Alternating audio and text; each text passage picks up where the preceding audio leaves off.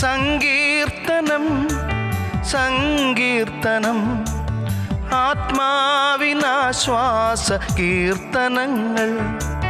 സങ്കീർത്തനം സങ്കീർത്തനം ആത്മാവിനാശ്വാസ കീർത്തനങ്ങൾ.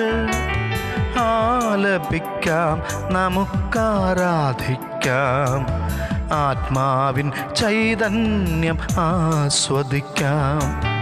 ആലപിക്കാം, നമുക്കാരാധിക്കാം, ആത്മാവിൻ ചൈതന്യം ആസ്വദിക്കാം. കർത്താവിൻ്റെ അതിപരിശുദ്ധമായ നാമം സ്തുതിക്കപ്പെടട്ടെ. സങ്കീർത്തനങ്ങളുടെ തുടർ പഠനത്തിൽ ഇന്ന് നാം 26-ാം സങ്കീർത്തനമാണ് പഠിക്കുന്നത്. പ്രാരംഭമായി ആ സങ്കീർത്തനം നമുക്ക് വായിക്കാം. യഹോവേ, എനിക്ക് ന്യായം പാലിച്ചു തരണമേ. ഞാൻ എൻ്റെ നിഷ്കളങ്കതയിൽ നടക്കുന്നു. ഞാൻ ഇളകാതെ യഹോവയിൽ ആശ്രയിക്കുന്നു. യഹോവേ, എന്നെ പരീക്ഷിച്ച് എന്നെ ശോധന ചെയ്യണമേ. എൻ്റെ അന്തരംഗവും എൻ്റെ ഹൃദയവും പരിശോധിക്കണമേ. നിന്റെ ദയ എൻ്റെ കണ്ണിന് മുമ്പിൽ ഇരിക്കുന്നു. നിന്റെ സത്യത്തിൽ ഞാൻ നടന്നുമിരിക്കുന്നു. വ്യർത്ഥന്മാരോടുകൂടെ ഞാൻ ഇരുന്നിട്ടില്ല. കപടക്കാരുടെ അടുക്കൽ ഞാൻ ചെന്നിട്ടുമില്ല. ദുഷ്പ്രവൃത്തിക്കാരുടെ സംഘത്തെ ഞാൻ പകച്ചിരിക്കുന്നു. ദുഷ്ടന്മാരോടുകൂടെ ഞാൻ ഇരിക്കുകയുമില്ല. സ്തോത്രസ്വരം കേൾപ്പിക്കേണ്ടതിനും നിന്റെ അത്ഭുത പ്രവൃത്തികളെയൊക്കെയും വർണ്ണിക്കേണ്ടതിനും ഞാൻ കുറ്റമില്ലായ്മയിൽ എൻ്റെ കൈകളെ കഴുകുന്നു. യഹോവേ, ഞാൻ നിന്റെ യാഗപീഠത്തെ വലം വയ്ക്കുന്നു. യഹോവേ, നിന്റെ ആലയമായ വാസസ്ഥലവും നിന്റെ മഹത്വത്തിന്റെ നിവാസവും എനിക്ക് പ്രിയമാകുന്നു. പാപികളോടുകൂടെ എൻ്റെ പ്രാണനെയും രക്തപാതകന്മാരോടുകൂടെ എൻ്റെ ജീവനെയും സംഹരിച്ചു കളയരുതേ. അവരുടെ കൈകളിൽ ദുഷ്കർമ്മമുണ്ട്. അവരുടെ വലം കൈ കോഴ നിറഞ്ഞിരിക്കുന്നു. ഞാനോ എൻ്റെ നിഷ്കളങ്കതയിൽ നടക്കും. എന്നെ വീണ്ടെടുത്ത് എന്നോട് കൃപ ചെയ്യണമേ. എൻ്റെ കാലടി സമനിലത്ത് നിൽക്കുന്നു. സഭകളിൽ ഞാൻ യഹോവയെ വാഴ്ത്തും. 12 വാക്യങ്ങൾ ഉള്ള 26-ാം സങ്കീർത്തനം ദാവീദിന്റെ ഒരു സങ്കീർത്തനമാണ് എന്ന് തലക്കെട്ടിൽ നാം കാണുന്നു. പക്ഷെ ഈ സങ്കീർത്തനം പാടിയ സന്ദർഭം ഏത് എന്ന് തലക്കെട്ടിൽ കൊടുത്തിട്ടുമില്ല. എങ്കിലും അതിൻ്റെ 7-ാം വാക്യത്തിൽ നാം ഇങ്ങനെ വായിക്കുന്നു: ഞാൻ കുറ്റമില്ലായ്മയിൽ എൻ്റെ കൈകളെ കഴുകുന്നു. ആ വാക്യം ദാവീദിൻ്റെ നിഷ്കളങ്കതാവസ്ഥയെ അഥവാ നിരപരാധിത്വത്തെ തെളിയിക്കുന്ന ഒരു ചരിത്രവുമായി ബന്ധപ്പെട്ടിരിക്കുന്നു. ആ ചരിത്രം അല്പം ഇറങ്ങി പറയേണ്ടതുണ്ട്. ശൗൽ എന്ന ഇസ്രായേലിലെ പ്രഥമ രാജാവിന് 6 മക്കൾ ഉണ്ടായിരുന്നു. 4 ആൺമക്കളും 2 പെൺമക്കളും. അവരുടെ പേര് തിരുവെഴുത്തിൽ നിന്ന് ഞാൻ വായിച്ചു കേൾപ്പിക്കാം. 1 ശമൂവേൽ 14:50, 2 ശമൂവേൽ 2:8. ശൗലിന്റെ മക്കളുടെ പേര് കേൾക്കൂ: യോനാഥാൻ, ഇശ്വി, മൽക്കിഷുവ, ഈഷ്ബോശെത്ത്. ഇത് 4 ആൺമക്കളാണ്. ഇനി പെൺമക്കൾ: മേരബ്, മീഖൽ. ഈ 6 മക്കൾ ശൗലിനുണ്ടായിരുന്നു. അതിൽ മൂത്ത പുത്രനായ യോനാഥാൻ ശൗലിന് ശേഷം രാജാവാകേണ്ടുന്നവനാണ്. പക്ഷേ നിർഭാഗ്യവശാൽ ഗിൽബോവ പർവ്വതത്തിൽ വെച്ച് നടന്ന പൊരിഞ്ഞ പോരാട്ടത്തിൽ ശൗലിനൊപ്പം യോനാഥാനും കൊല്ലപ്പെട്ടു. ശൗലിന്റെ അന്ത്യം നമുക്കറിയാം. താന് രക്ഷപ്പെടാൻ പഴുതില്ല എന്ന് മനസ്സിലാക്കി ശത്രു സൈന്യം തനിക്ക് നേരെ ചീറിപ്പാഞ്ഞു വരികയാണ്. അഗ്രചർമ്മികളുടെ കൈയാൽ കൊല്ലപ്പെടുന്നതിനേക്കാൾ സ്വയം മരിക്കുന്നതാണ് നല്ലതെന്ന് തോന്നിയ ശൗൽ ഒരു വാള് കുത്തിപ്പിടിച്ചിട്ട് ആ വാളിൻ്റെ മേൽ മറിഞ്ഞു വീണ് അങ്ങനെ സ്വയം കുത്തിച്ചാകാൻ അവൻ ശ്രമിച്ചു. പക്ഷേ വാളിന്മേൽ വീണിട്ടും ശൗൽ മരിച്ചില്ല. താൻ നോക്കുമ്പോൾ അടുക്കൽ ഒരു അമാല്യക്യൻ നിൽക്കുന്നു. വേദന കൊണ്ട് പുളയുന്ന പ്രാണവപ്രാളം തല്ലുന്ന ശൗൽ ആ അമാല്യക്യനോട് പറഞ്ഞു: നീ വന്ന് എന്നെ വെട്ടിക്കൊല്ലുക എന്ന്. അവൻ ആദ്യം അമാന്തിച്ചെങ്കിലും ശൗലിന് ജീവിച്ചിരിക്കുകയില്ല എന്ന് തോന്നിയത് കൊണ്ട് അവൻ ശൗലിനെ കൊന്നു. കൊല്ലുക മാത്രമല്ല, ശൗലിൻ്റെ തലയിലെ കിരീടവും അവൻ്റെ കൈകളിൽ ധരിച്ചിരുന്ന പതക്കവും എടുത്തുകൊണ്ട് ഏതോ ഒരു വലിയ കാര്യം ചെയ്തു എന്ന ഭാവത്തിൽ ഈ അമാലേക്യൻ ദാവീദിന്റെ അടുക്കൽ നടന്നു ചെന്നു. ദാവീദ് അവനെ അഭിനന്ദിക്കുമെന്നാണ് അവൻ വിചാരിച്ചതെങ്കിലും സംഭവിച്ചത് നേരെ വിപരീതമായിട്ടായി. യഹോവയുടെ അഭിഷിക്തനെ സംഹരിക്കേണ്ടതിന് കൈയോങ്ങുവാൻ നിനക്ക് ഭയം തോന്നാതിരുന്നതെന്ത് എന്ന് പറഞ്ഞ് ദാവീദ് ആ അമാലേക്കിനെ കൊന്നുകളഞ്ഞു. 2 ശമൂവേൽ 1:14 മുതൽ 16 വരെയുള്ള വാക്യങ്ങൾ. കുറ്റമില്ലായ്മയിൽ ഞാൻ എൻ്റെ കൈകളെ കഴുകുന്നു. ശൗൽ മരിച്ചു. ശൗലിന്റെ സൈന്യാധിപനായിരുന്നു അബ്നേർ. അബ്നേർ അടങ്ങിയിരുന്നില്ല. അയാൾ ശൗലിന്റെ ഇളയ മകനായി ഈശ്ബോശേത്തിനെ പിടിച്ച് രാജാവാക്കി. ഈശ്ബോശേത്ത് 2 വർഷമേ രാജാവായി ഭരിച്ചുള്ളൂ. ആ 2 വർഷത്തിനോടകത്ത് ഈശ്ബോശേത്തിന്റെ ആളുകളായിരുന്ന 2 വ്യക്തികൾ ആറയിൽ കടന്ന് ഈ ഈശ്ബോശേത്തിനെ മെത്തയിൽ വെച്ച് കുത്തിക്കൊന്നു. അതിന്റെ പശ്ചാത്തലം കൂടെ മനസ്സിലാക്കണം. ഈ ശൗലിന്റെ സൈന്യാധിപനായിരുന്ന അഥവാ ഈശ്ബോശേത്തിനെ രാജാവാക്കാൻ മുൻകൈയെടുത്ത അബ്നേറിനെ ദാവീദിന്റെ സൈന്യാധിപനായിരുന്ന യോവാബ് ഒരു രഹസ്യം പറയാനെന്ന ഭാവേനെ വിളിച്ചു മാറ്റിക്കൊണ്ടുപോയി അവൻ്റെ കയ്യിൽ ഒളിപ്പിച്ചു വെച്ചിരുന്ന വാള് വെച്ച് അബ്നേറിനെ കുത്തിക്കൊന്നു. ഇതറിഞ്ഞ ദാവീദിന് ഭയങ്കര വ്യസനമുണ്ടായി. ദാവീദ് ആ അബ്നേറിനെ ചതിച്ചു കൊന്ന യോവാബിനെ ശപിക്കുകയും ആ മരണത്തിൽ തൻ്റെ ദുഃഖം പ്രകടമാക്കിക്കൊണ്ട് അബ്നേറിനെ കുറിച്ച് വിലാപഗീതം പാടുകയും ചെയ്തു. അബ്നേറിനെ കുറിച്ച് മാത്രമല്ല, ശൗലിനെ അമാലേക്യൻ കൊന്നതറിഞ്ഞപ്പോഴും ദാവീദ് വിലാപഗീതം പാടി എന്നാണ് വായിക്കുന്നത്. അബ്നേറിന്റെ മരണത്തിൽ എനിക്ക് പങ്കില്ല, കുറ്റമില്ലായ്മയിൽ ഞാൻ എൻ്റെ കൈകളെ കഴുകുന്നു. കൊല ചെയ്യപ്പെട്ട അടുത്ത വ്യക്തി ഈശ്ബോശേത്ത് എന്ന ശൗലിന്റെ ഇളയ മകനാണ്. അദ്ദേഹം കൊട്ടാരത്തിൽ ഇരിക്കുന്ന സന്ദർഭത്തിൽ ബാന, രേഖാബ് എന്നീ 2 ബെന്യാമീന്യർ കൊട്ടാരത്തിലേക്ക് ചെന്നു. ഗോതമ്പ് എടുക്കാൻ വന്ന ഭാവത്തിൽ അവർ കൊട്ടാരത്തിന് ഉള്ളിലേക്ക് ചെന്നു. അവിടെ ഈശ്ബോശേത്ത് ഒരു മെത്തയിൽ കിടന്ന് ഉറങ്ങുകയായിരുന്നു. ഈ ബാന, രേഖാബ് എന്നീ സഹോദരന്മാർ ഈശ്ബോശേത്തിനെ ആ കട്ടിലിൽ തന്നെ കുത്തിക്കൊല്ലുകയുണ്ടായി. അതിനുശേഷം ഏതോ വലിയ സാഹസികമായ കാര്യം ചെയ്തു എന്ന ഭാവത്തിൽ അവരും നടന്ന് ദാവീദിന്റെ അടുക്കൽ ചെന്നു. ഈശ്ബോശേത്തിനെ കൊന്നതുകൊണ്ട് ദാവീദ് അവരെ പ്രകീർത്തിക്കും, പ്രശംസിക്കും, സമ്മാനം കൊടുക്കുമെന്നൊക്കെയാണ് ഒരുപക്ഷെ അവർ വിചാരിച്ചത്. സംഭവിച്ചത് നേരെ വിപരീതമായിട്ടാണ്. ദാവീദ് ഇങ്ങനെയാണ് പറഞ്ഞത്: ദുഷ്ടന്മാർ ഒരു നീതിമാനെ അവനെ വീട്ടിൽ മെത്തയിൽ വെച്ച് കൊല ചെയ്താൽ എത്രയധികം ഞാൻ അവൻ്റെ രക്തം നിങ്ങളോട് ചോദിച്ച് നിങ്ങളെ ഭൂമിയിൽ നിന്ന് ഛേദിച്ച് കളയാതിരിക്കുമോ എന്ന് പറഞ്ഞ് അവരെയും കൊന്നുകളഞ്ഞു. ശൗലിനെ കൊന്നിട്ട് വന്ന ആ അമാലേക്കിനെ ദാവീദ് കൊന്നുകളഞ്ഞു. ഈശ്ബോശേത്തിനെ കൊന്നുകളഞ്ഞ് ആ ബാന, രേഖാബ് എന്ന ബെന്യാമീന്യരെയും ദാവീദ് കൊന്നുകളഞ്ഞു. കുറ്റമില്ലായ്മയിൽ ഞാൻ എൻ്റെ കൈകളെ കഴുകുന്നു. കൊല ചെയ്യപ്പെട്ട 3 വ്യക്തികൾ, ശൗലിൻ്റെ മരണം, അതുപോലെ തന്നെ അബ്നേറിനെ യോവാബ് ചതിച്ചു കൊന്നത്, ഈശ്ബോശേത്തിനെ ബെന്യാമീന്യരായ 2 പേർ കിടക്കയിൽ വെച്ച് കൊന്നത്.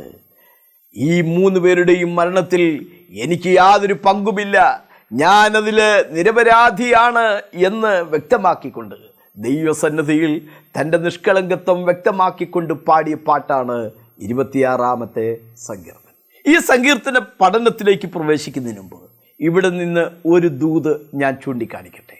ലോകത്തിൽ നിരപരാധികളായ ധാരാളം പേർ കഷ്ടതകൾ അനുഭവിക്കുന്നുണ്ട്. തെറ്റ് ചെയ്യാതിരുന്നിട്ടും തെറ്റുകാരനാണെന്ന് തെറ്റിദ്ധരിച്ചത് മുഖാന്തരം ഒരുപാട് ആളുകൾ ജയിലറയിൽ കിടക്കുന്നുണ്ട്. ഒരുപക്ഷെ തെളിവുകൾ അവർക്കെതിരായിരുന്നേക്കാം. നമുക്കറിയാം, യോസേഫ് എന്ന മനുഷ്യൻ നിരപരാധിയായിരുന്നിട്ടും തെളിവുകൾ അവനെതിരായി മാറിയപ്പോൾ അവൻ ജയിലിലേക്ക് പോകേണ്ടതായിട്ട് വന്നു. ആളുകൾ കള്ളക്കേസിൽ കുടുക്കി ഒരു തെറ്റും ചെയ്യാതിരുന്നിട്ടും നിരപരാധികളായി ശിക്ഷ അനുഭവിക്കുന്ന എത്രയെത്രയോ വ്യക്തികളുണ്ട്.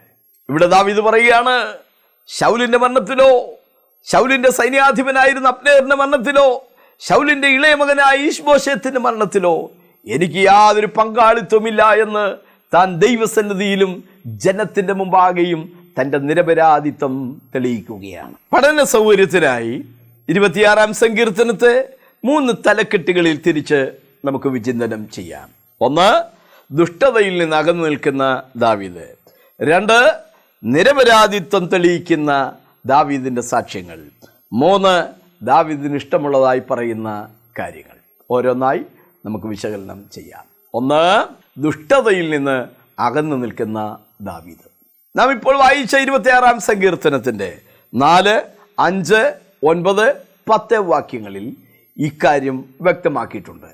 ഒരു ഭാഗം മാത്രം വായിച്ചു കേൾപ്പിക്കട്ടെ. വ്യർത്ഥന്മാരോടുകൂടെ ഞാൻ ഇരുന്നിട്ടില്ല, കപടക്കാരുടെ അടുക്കൽ ഞാൻ ചെന്നിട്ടുമില്ല. ദുഷ്പ്രവർത്തിക്കാരുടെ സംഘത്തെ ഞാൻ പകച്ചിരിക്കുന്നു, ദുഷ്ടന്മാരോടുകൂടെ ഞാൻ ഇരിക്കുകയില്ല. ഇവിടെ പറയുന്ന ദുഷ്പ്രവർത്തിക്കാരും ദുഷ്ടന്മാരുമാരാണ് 9, 10 വാക്യങ്ങളിൽ സവിസ്തരമായി കൊടുത്തിട്ടുണ്ട്. പാപികളോടുകൂടെ എൻ്റെ പ്രാണനെയും രക്തപാതകന്മാരോടുകൂടെ എൻ്റെ ജീവനെയും സംഹരിച്ചു കളയരുതേ. അവരുടെ കൈകളിൽ ദുഷ്കർമ്മമുണ്ട്, അവരുടെ വലങ്കൈ കോഴ നിറഞ്ഞിരിക്കുന്നു. അപ്പോൾ ദുഷ്ടന്മാരോടുകൂടെ താൻ പങ്കാളിയായിട്ടില്ല, ദുഷ്ടതയിൽ നിന്ന് താൻ അകന്നു നിൽക്കുന്നു എന്ന് വ്യക്തമാക്കുകയാണ് ഈ സാക്ഷ്യങ്ങളിലൂടെ. ദുഷ്ടന്മാരുടെ സ്വഭാവം പറഞ്ഞിരിക്കുന്ന 8 കൂട്ടം വാക്കുകൾ എവിടെയുണ്ട്? വ്യർത്ഥന്മാർ, കപടക്കാർ, ദുഷ്പ്രവർത്തിക്കാർ, ദുഷ്ടന്മാർ, പാപികൾ, രക്തപാതകന്മാർ, ദുഷ്കർമ്മം ചെയ്യുന്നവർ, കോഴ വാങ്ങുന്നവർ. ഇപ്പറഞ്ഞ ആളുകളെയാണ്. ആര്? അമാലേക്യൻ ശൗലിനെ കൊന്നു, യോവാബ് അബ്നേറിനെ കൊന്നു, ബേന രേഖാബ് എന്നവർ ഈശ്ബോശത്തിനെ കൊന്നു. ആ വ്യക്തികളെയാണ് ഇവിടെ ദാവീദ് അർത്ഥമാക്കുന്നത്. പക്ഷേ അവരുടെ അടുക്കൽ ഞാൻ ചെന്നിട്ടില്ല, അവയിൽ എനിക്ക് പങ്കാളിത്തമില്ല എന്ന് പറഞ്ഞ് താൻ തൻ്റെ നിരപരാധിത്വം അവിടെ വെളിവാക്കുന്നു. 1-ാം സങ്കീർത്തനം 1-ാം വാക്യം നമുക്ക് സുപരിചിതമാണല്ലോ. ദുഷ്ടന്മാരുടെ ആലോചന പ്രകാരം നടക്കാതെയും പാപികളുടെ വഴിയിൽ നിൽക്കാതെയും പരിഹാസികളുടെ ഇരിപ്പിടത്തിൽ ഇരിക്കാതെയും നാം നമ്മെ തന്നെ സൂക്ഷിക്കണം. അതാണ് ദാവീദ് ഈ സങ്കീർത്തനത്തിലൂടെ ജനത്തിന് നൽകുന്ന ആത്മീക പ്രബോധനം. 2-ാമത് ദാവീദിൻ്റെ നിരപരാധിത്വത്തിൻ്റെ സാക്ഷ്യങ്ങൾ ആണ്. വാക്യം 7, 11. ഞാൻ കുറ്റമില്ലായ്മയിൽ എൻ്റെ കൈകളെ കഴുകുന്നു, യഹോവേ ഞാൻ നിന്റെ യാഗപീഠത്തെ വലം വയ്ക്കുന്നു. കുറ്റമില്ലായ്മയിൽ കൈകളെ കഴുകുന്നു. എന്താണ് ആ വാക്കിൻ്റെ അർത്ഥം? അതിന് ബൈബിൾ നൽകുന്ന 2 വിശദീകരണങ്ങളുണ്ട്. ഒന്ന് ആവർത്തന പുസ്തകത്തിലാണ്, മറ്റൊന്ന് പുറപ്പാട് പുസ്തകത്തിലാണ്. ഓരോന്നായി പറയാം. ഒരു വ്യക്തി അപ്രതീക്ഷിതമായ ഒരിടത്ത് കൊല ചെയ്യപ്പെട്ട് കിടക്കുന്നതായി കണ്ടു. ആരാണ് കൊല ചെയ്തത് എന്ന് അറിയത്തില്ല. അങ്ങനത്തെ ഒരു സാഹചര്യമുണ്ടായാൽ അതിനെ പരിഹരിക്കേണ്ടുന്ന ഒരു വിധം ദൈവം പറയുകയാണ്. പട്ടണത്തിലെ മൂപ്പന്മാർ ഒരു ജീവനുള്ള കാളക്കിടാവിനെ കൊണ്ടുവന്ന് അതിനെ കൊന്ന് ആ കാളക്കിടാവിൻ്റെ മേൽ കൈ കഴുകിക്കൊണ്ട് ഈ കൊല ചെയ്യപ്പെട്ട വ്യക്തികളുടെ വിഷയത്തിൽ ഞങ്ങൾക്ക് യാതൊരു പങ്കുമില്ല, ഞങ്ങളത് കണ്ടിട്ടില്ല, ഞങ്ങളത് കേട്ടിട്ടില്ല, ഞങ്ങളത് അറിഞ്ഞിട്ടില്ല എന്ന് പറഞ്ഞ് അവർ കൈ കഴുകി ഒഴിഞ്ഞു മാറുന്ന ഒരു സമ്പ്രദായം ഇസ്രായേലിൽ പണ്ട് ഉണ്ടായിരുന്നു. തിരുവെഴുത്തിൽ നിന്ന് ഞാൻ ആ വേദഭാഗം വായിച്ചു കേൾപ്പിക്കാം. ആവർത്തന പുസ്തകം 21-ാം അധ്യായം 6, 7 വാക്യം. കൊല്ലപ്പെട്ടവന് അടുത്ത പട്ടണത്തിലെ മൂപ്പന്മാർ എല്ലാവരും താഴ്വരയിൽ വെച്ച് കഴുത്തൊടിച്ച പശുക്കിടാവിന്മേൽ തങ്ങളുടെ കൈ കഴുകി ഞങ്ങളുടെ കണ്ണ് അത് കണ്ടിട്ടുമില്ല എന്ന് പറയുമായിരുന്നു. കണ്ടോ? കുറ്റമില്ലായ്മയിൽ ഞാൻ എൻ്റെ കൈകളെ കഴുകുന്നു. അതിൻ്റെ മറ്റൊരു അർത്ഥം ഇസ്രായേലിലെ പുരോഹിതന്മാരുമായി ബന്ധപ്പെട്ട തിരുവെഴുത്തിൽ നിന്ന് ഞാൻ ആ വേദഭാഗം വായിച്ചു കേൾപ്പിക്കാം. പുറപ്പാട് പുസ്തകം 30-ാം അധ്യായം 17 മുതൽ 21 വരെയുള്ള വചനഭാഗം. യഹോവ പിന്നെയും മോശയോട് കൽപ്പിച്ചതെന്തെന്നാൽ കഴുകേണ്ടതിനൊരു താമ്രത്തൊട്ടിയും അതിന് ഒരു താമ്രക്കാലും ഉണ്ടാക്കണം. അതിനെ സമാഗമന കൂടാരത്തിനും യാഗപീഠത്തിനും മധ്യ വെച്ച് അതിൽ വെള്ളമൊഴിക്കണം. അതിങ്കൽ അഹരോനും അവൻ്റെ പുത്രന്മാരും കൈയും കാലും കഴുകണം. അവർ സമാഗമന കൂടാരത്തിൽ കടക്കുകയോ യഹോവയ്ക്ക് ദഹനയാഗം കഴിക്കേണ്ടതിന് യാഗപീഠത്തിങ്കൽ ശുശ്രൂഷിപ്പാൻ ചെല്ലുകയോ ചെയ്യുമ്പോൾ മരിക്കാതിരിക്കേണ്ടതിന് വെള്ളം കൊണ്ട് കഴുകണം. അവർ മരിക്കാതിരിക്കേണ്ടതിന് കൈയും കാലും കഴുകണം. അത് അവർക്ക് തലമുറ തലമുറയായി എന്നേക്കുമുള്ള ചട്ടം ആയിരിക്കണം. അതാണ്, നോക്കൂ, അവർ കയ്യും കാലും കഴുകുന്നു. മരിക്കാതിരിക്കേണ്ടതിന് വിശുദ്ധിയോടുകൂടെ വേണം ദൈവസന്നിധിയോട് അടുത്ത് ചെല്ലാൻ. ആലയത്തിലെ ആചാരങ്ങൾ നന്നായി അറിയാവുന്ന ദാവീദ് ദൈവസന്നിധിയിൽ പറയുകയാണ്, ദൈവമേ, ഞാൻ എൻ്റെ കൈകളെ കുറ്റമില്ലായ്മയിൽ കഴുകുന്നു. ആസാഫ് എന്ന ഭക്തൻ ആലയത്തിലെ സംഗീതജ്ഞന്മാരായിരുന്നു. താനൊരു ദർശകൻ കൂടിയായിരുന്നു. തൻ്റെ നിരപരാധിത്വത്തിൻ്റെ ഒരു സാക്ഷ്യമാണ് 73-ാം സങ്കീർത്തനത്തിൽ നാം വായിക്കുന്നത്. ഞാൻ എൻ്റെ കൈകളെ കുറ്റമില്ലായ്മയിൽ കഴുകുന്നു.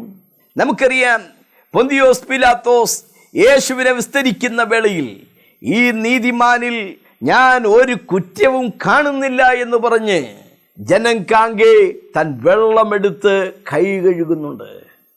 എനിക്കിതിൽ പങ്കില്ല, ഞാനിതിൽ നിരപരാധിയാണെന്ന് വ്യക്തമാക്കാനാണ് ആ കൈ കഴുകൽ ചെയ്യുന്നത്. ദാവീദ് പറയുന്നു, കുറ്റമില്ലായ്മയിൽ ഞാൻ എൻ്റെ കൈകളെ കഴുകുന്നു.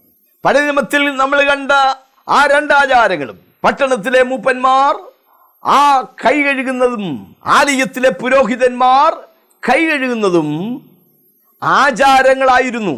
അവർ കൈ കഴുകി ഒഴിഞ്ഞു മാറുന്നത് വെള്ളം കൊണ്ടുള്ള കഴുകലായിരുന്നു. എന്നാൽ ഇന്ന് നമുക്ക് കഴുകാൻ പച്ചവെള്ളത്തേക്കാൾ അപ്പുറം അതിശക്തമായ മറ്റൊരു ലായനിയുണ്ട്. അത് യേശു ക്രിസ്തുവിൻ്റെ പരിശുദ്ധമായ രക്തമാണ്. തൻ്റെ ലംഘനങ്ങളെ മറയ്ക്കുന്നവന് ശുഭം വരികയില്ല.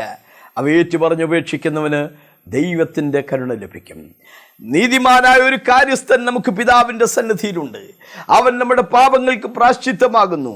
നമ്മുടേതിന് മാത്രമല്ല, സർവ്വ ലോകത്തിൻ്റെയും പാപത്തിന് തന്നെ. യേശു ക്രിസ്തുവിൻ്റെ രക്തം നമ്മുടെ സകല പാപവും പോക്കി നമ്മെ ശുദ്ധീകരിക്കുന്നതാണ്. ദാവീദ് ഇവിടെ പറയുന്നു, ഞാൻ എൻ്റെ കൈകളെ കുറ്റമില്ലായ്മ കഴുകുന്നു. എന്തിനു വേണ്ടിയാണ്? അതിൻ്റെ ഉദ്ദേശം കൂടി ശ്രദ്ധിക്കണം.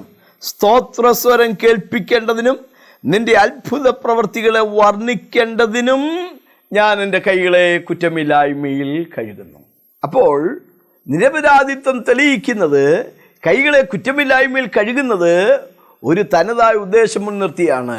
സ്തോത്രസ്വരം കേൾപ്പിക്കേണ്ടതിന് നിന്റെ അത്ഭുത പ്രവൃത്തികളെയൊക്കെയും വർണ്ണിക്കേണ്ടത്. ദാവീദ് പറയുന്നു, ദൈവമേ, ഈ വിഷയങ്ങളിൽ ആരുടെ പക്കലാണ് ന്യായം എന്ന് നീ പരിശോധിച്ചറിയണം. വാക്യം 1-2.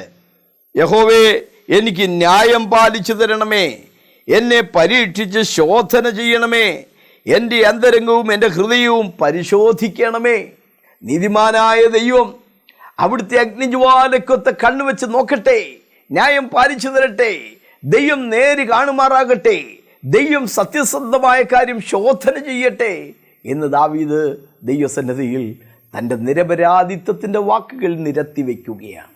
ഈ സങ്കീർത്തനത്തിൽ നടപ്പിനെ പറ്റിയുള്ള 3 ചിന്തകളുണ്ട്, ഇരിപ്പിനെ പറ്റിയുള്ള 3 ചിന്തകളുണ്ട്. 1-ാം സങ്കീർത്തനം 1-ാം വാക്യം നമുക്കറിയാമല്ലോ. ദുഷ്ടന്മാരുടെ ആലോചന പ്രകാരം നടക്കാതെയും പാപികളുടെ വഴിയിൽ ഇരിക്കാതെയും. നടപ്പ്, ഇരിപ്പ്, ആ പദങ്ങൾ ഒന്ന് വിശകലനം ചെയ്യാം. ഇരിപ്പ്, നടപ്പ് എന്നീ പദങ്ങൾ 3 കാലങ്ങളുമായി താരതമ്യം ചെയ്താണ് ദാവീദ് ഇവിടെ വ്യക്തമാക്കുന്നത്. ശ്രദ്ധിക്കൂ.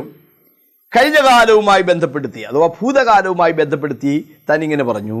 വാക്യം 3, നിന്റെ സത്യത്തിൽ ഞാൻ നടന്നുമിരിക്കുന്നു. അത് ഭൂതകാലത്താണ്. വാക്യം 1, ഇപ്പോഴത്തെ കാര്യം, ഞാൻ എൻ്റെ നിഷ്കളങ്കതയിൽ നടക്കുന്നു. ഭാവി കാലത്തെക്കുറിച്ച് വാക്യം 11, ഞാനോ എൻ്റെ നിഷ്കളങ്കതയിൽ നടക്കും. നടന്നിരിക്കുന്നു കഴിഞ്ഞ കാലത്ത്, നടക്കുന്നു ഇക്കാലത്ത്, നടക്കും ഭാവി കാലത്ത്. എല്ലാ കാലഘട്ടത്തിലും ഞാൻ എൻ്റെ നടപ്പ് ദൈവസന്നിധിയിൽ തെളിയിക്കും എന്ന് ദാവീദ് തിരുസന്നിധിയിൽ നിരത്തി വയ്ക്കുകയാണ്. ഇരിപ്പിനെ പറ്റിയുള്ള പദവും ഇതേപോലെ ത്രികാലങ്ങളുമായി ബന്ധപ്പെടുത്തിയാണ് 26-ാം സങ്കീർത്തനത്തിൽ ദാവീദ് പറഞ്ഞിട്ടുള്ളത്. വാക്യങ്ങൾ ശ്രദ്ധിക്കുക. വാക്യം 4, വ്യർത്ഥന്മാരോടുകൂടെ ഞാൻ ഇരുന്നിട്ടില്ല. കഴിഞ്ഞ കാലത്ത് നടന്ന സംഭവമാണ്. വാക്യം 3, നിന്റെ ദയ എൻ്റെ കണ്ണിന് മുമ്പിൽ ഇരിക്കുന്നു. വാക്യം 5, ദുഷ്ടന്മാരോടുകൂടെ ഞാൻ ഇരിക്കുകയില്ല. അപ്പൊ ഇരുന്നിട്ടില്ല, ഇരിക്കുന്നു, ഇരിക്കുകയുമില്ല. ത്രികാലങ്ങളുമായി ബന്ധപ്പെടുത്തി. എന്താണ് നമുക്കിവിടുന്ന് ലഭിക്കുന്ന ചിന്ത?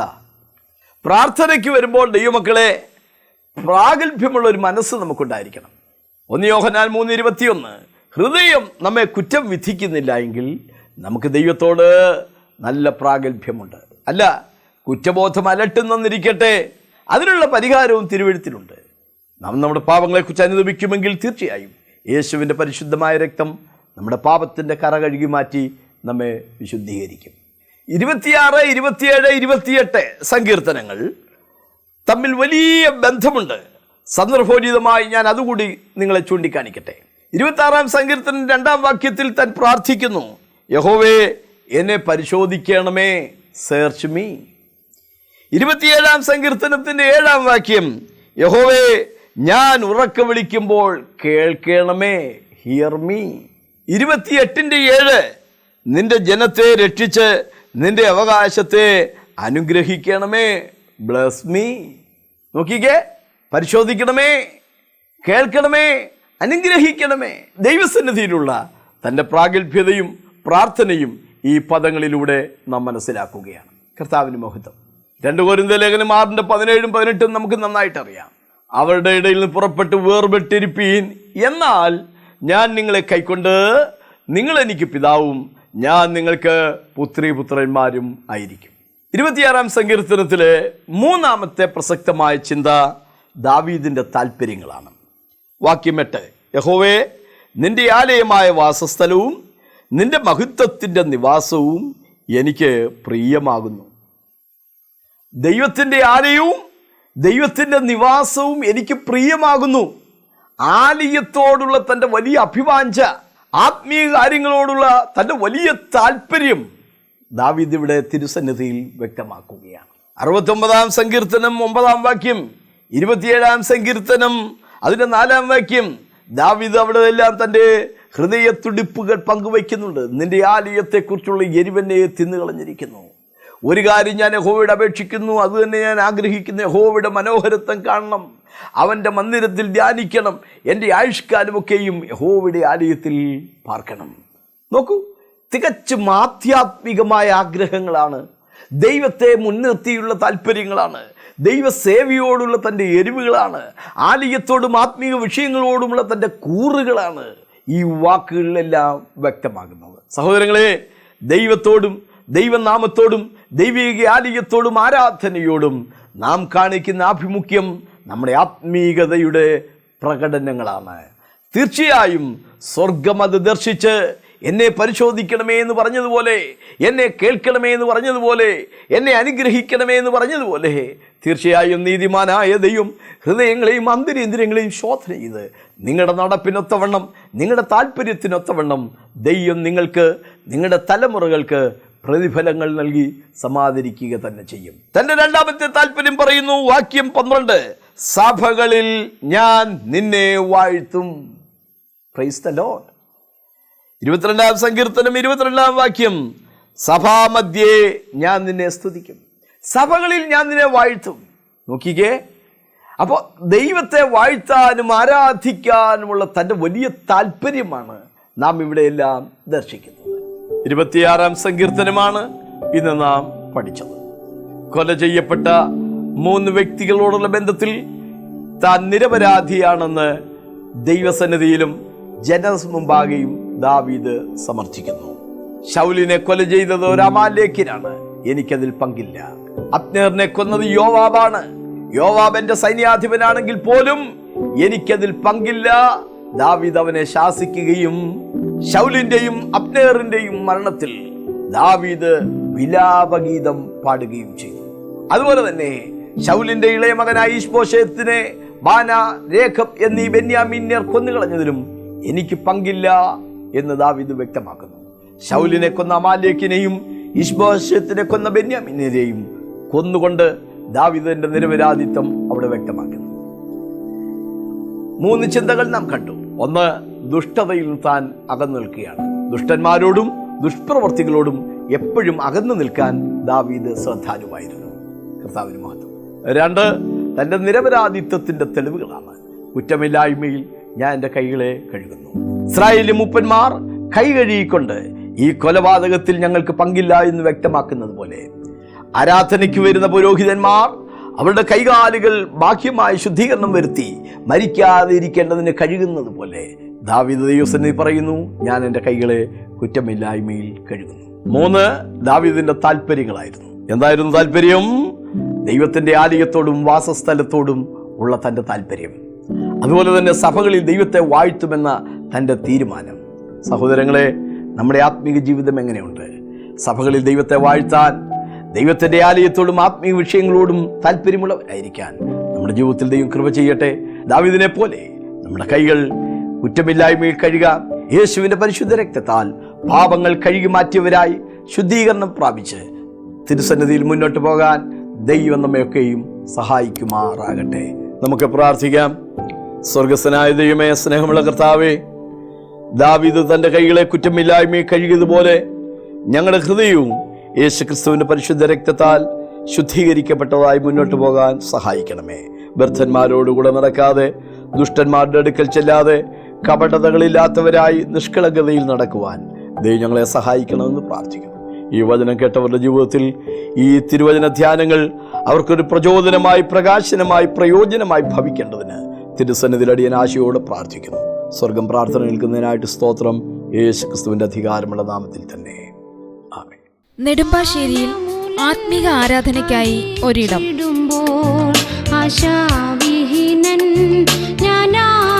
പാസ്റ്റർ ബാബു ജോർജ് പത്തനാപുരം എഴുതിയ പുസ്തകങ്ങൾ ലഭ്യമാണ്. ശബ്ദം പിൻപിൽ കേട്ടിടും,